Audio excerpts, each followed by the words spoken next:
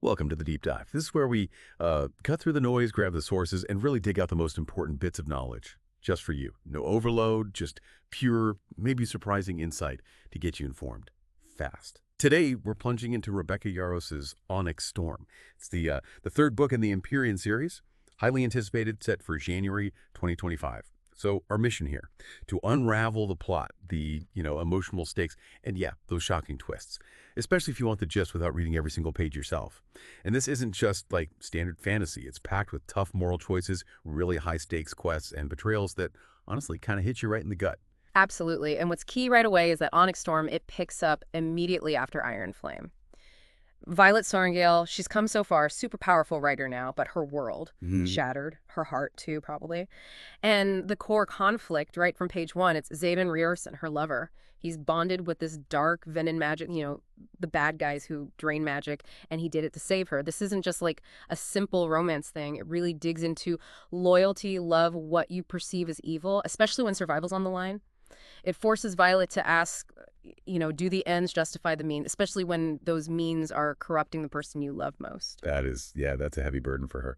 So with Xaden making that choice, what does it actually do to their relationship day to day? Is it just tension, or does this shared secret like pull them closer in a weird way? Oh, it's definitely both. The summary hints it creates this new power dynamic. His existence is basically a ticking moral clock for her. She's constantly juggling, heart versus duty, Hmm. and holding this secret that could just blow everything up. Right. Speaking of blowing things up, the world itself is in trouble.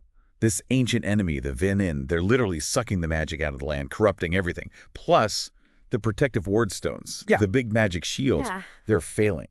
So that there's this real sense of doom just hanging over everyone. Which leads right into Violet's role. It becomes absolutely critical. Ward's failing, world on the brink. She's not just a writer anymore. She's chosen to lead this incredibly important mission and find and awaken the eerie dragons. Wow. These are super rare dragons. Their magic is maybe the only hope to fix the wards. So yeah, the big question is, who do you possibly put on a team for that kind of quest? Well, the team she gets is, Yeah. wow, a powder keg, like you said, just packed with charged dynamics. You've got Xaden, lover, ally, but also, potential Vinin threat. Mm-hmm. And Dane's there, old friend, sure, but also the guy who betrayed her once. Mm-hmm. Her sister, Mira, is there, being protective. And even Prince Halden shows up, Violet's ex-lover, and his motives are totally unclear. And the summary flat out says there are others with divided loyalties. So, trust issues right from the start. How does that even work as a team? It probably doesn't work smoothly. It creates this constant, undercurrent of suspicion and tension.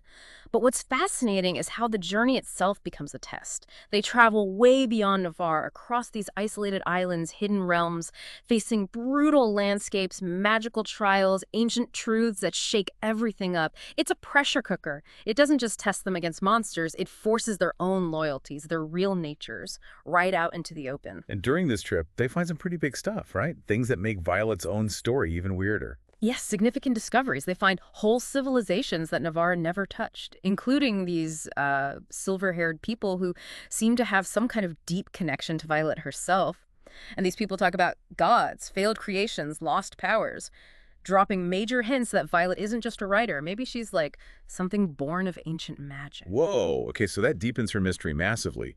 What is she then? Exactly. That's the question hanging over everything. But the journey, it's brutal. They lose friends, trust gets shredded, and when they finally find the Ira dragons, it's a huge disappointment. They're not the saviors everyone hoped for. They look at Andarna Violet's own dragon and say she's unworthy. And humans. Failures. In the eyes of the gods, no less. It just completely challenges Violet's whole worldview, her destiny. Talk about a cosmic letdown. Wow, yeah, cosmic snub is right. How does Violet even deal with that? Being told she and her dragon aren't good enough, especially when her team is already falling apart from loss and fear. She's leading this mess. It forces her to question, well, everything. Everything she was taught, everything she believed about her world, her power. It's an internal battle just as big as any external one. Okay, so then there's this critical fight, right? A Vinin named Theophany captures Mira. Yeah, a really pivotal moment. Violet is forced into this fight, ends up killing Theophany. But, and this is key, only with help from Andarna's shield. Ah, okay. So how does that connect back to what the Ira Dragon said Hmm. about Andarna being unworthy? Well, it suggests they might be wrong. The fact that Andarna's shield was crucial implies their bond holds more power than anyone understands. It kind of challenges the Irid's judgment. So what does this mean for Andarna, for Violet? It hints there's a deeper magic there, something even those ancient dragons didn't quite get. Okay, things are getting intense. And then the climax, Yeah. the really shocking part. Violet nearly dies, wakes up back at Basgiath, and she has no memory of the last 12 hours. Just gone. That's freaky enough. Right. Very unsettling. But then, the bombshell. Mm-hmm. She finds out she's married to Zekken. Apparently, it was some political move to lock down alliances with his homeland, Tyrrendor, but done completely without her consent. That feels incredibly violating. It is, and the betrayal gets deeper. Imogen, one of her closest friends, admits she erased Violet's memories, said it was for her protection. Can you imagine? That cuts so deep, Violet's left completely vulnerable, questioning everyone, especially after something so huge just happened to her without her even knowing. It's a massive breach of trust. And Gauss himself, he's not the same Xaden anymore, is he? No. The summary says he's fully changed. His eyes glow with that venom amber, his powers are unstable, he's even more unpredictable, more dangerous, maybe. Oh, man. And just to make things worse, a brand new venom threat appears. Someone who knows Exaen intimately calls him brother. Mm-hmm. And the most alarming part, this new venom apparently cannot be killed by Xaden. Yeah. If you think about the bigger picture, this suggests way deeper, darker forces are involved, stuff maybe even Violet doesn't understand yet. This isn't just another enemy, it's personal for Xaden, deeply personal, and it completely changes the game for the war. So Onyx Storm basically leaves Violet. Wow. More powerful, yes, but also more uncertain, more alone than ever. She's suddenly a duchess, a war leader, maybe the key to saving everyone. But she's also been betrayed by her lover, by her friends, haunted by choices she didn't even know she made, surrounded by enemies pretending to be allies. Exactly. And the ending chapters apparently set up this brewing storm. It's not just armies fighting armies, it's a war of magic, bloodlines, and truth itself. It's massive, both externally and internally, for everyone involved. The scale is just enormous. Which brings us to that final, really provocative cliffhanger for you, the listener, to chew on. As this scorn gathers, Violet faces a truly terrifying possibility.